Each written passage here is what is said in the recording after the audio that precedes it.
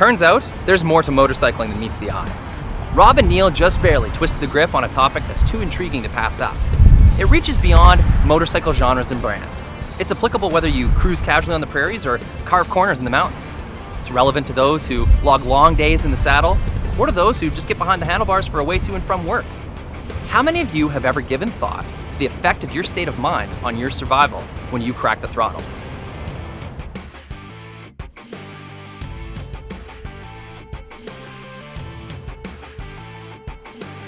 Adventure biker, avid moto camper, and riding instructor David Parker.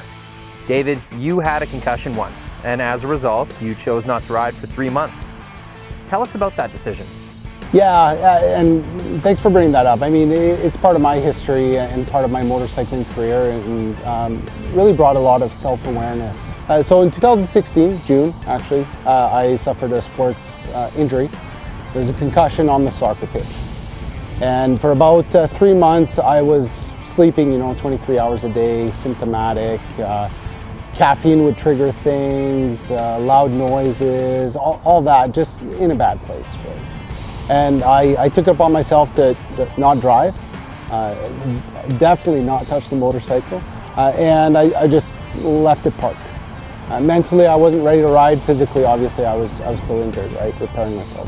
I successfully rehabilitated myself mentally to deal with riding the motorcycle again, practicing those motor skills and making sure my brain was connecting to my body again in a proper way. And at the end of the day, it took me about a year before I could actually do my full road trip. So the following year in 2017, I felt comfortable enough to then, the mental focus was there, the physical ability was there. I then was able to do my road trip. We've heard that being physically unprepared, either without the right equipment or how not being physically in the best state, should result in reconsidering the choice to ride. Rob had mentioned not riding angry. What examples have you got in terms of how anxiety, grief, or stress can impair one's ability to ride safely? So riding safely, I mean, motorcycle has these inherent risks, right? If I'm not able to think about my ride and think, okay, I'm gonna be smiling, having a good time, I leave the bike parked. And part of that is, if I'm not mentally prepared, then why should I gear up in the first place?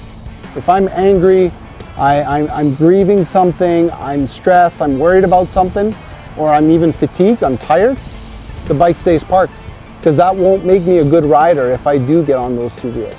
A lot of people want to ride to find their smile. I say you want to be smiling even before you get on that ride. I'm not saying you have to be happy every day to be able to ride.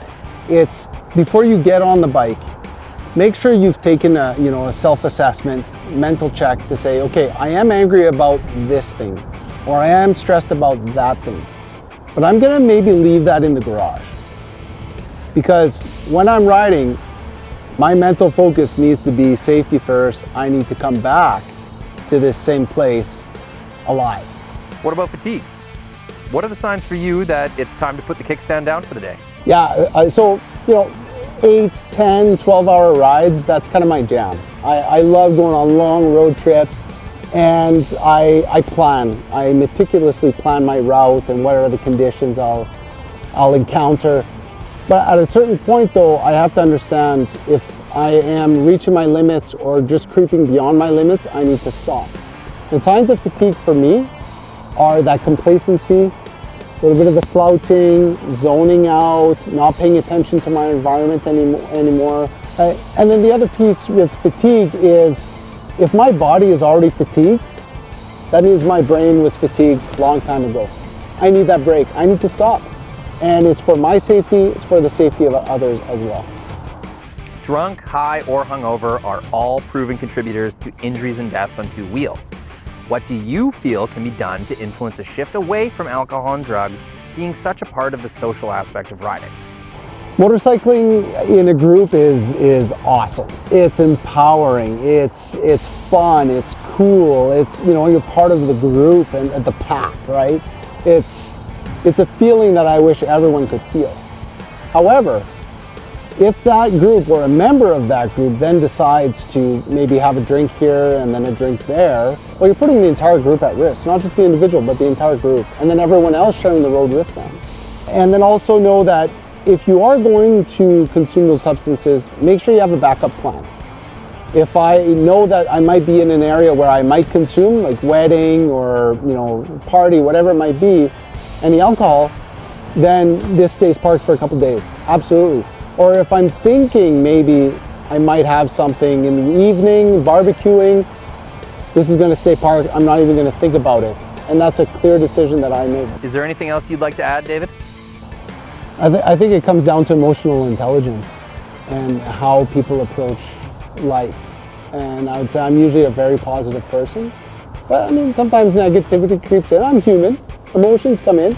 And that point is just that emotional intelligence to say, okay, maybe I shouldn't be riding today. Just keep the bike parked. There'll be brighter, sunnier days coming up. It's hard to say no to the things we love. If I have a sore wrist that day, I've reached my limit. I can't play sports.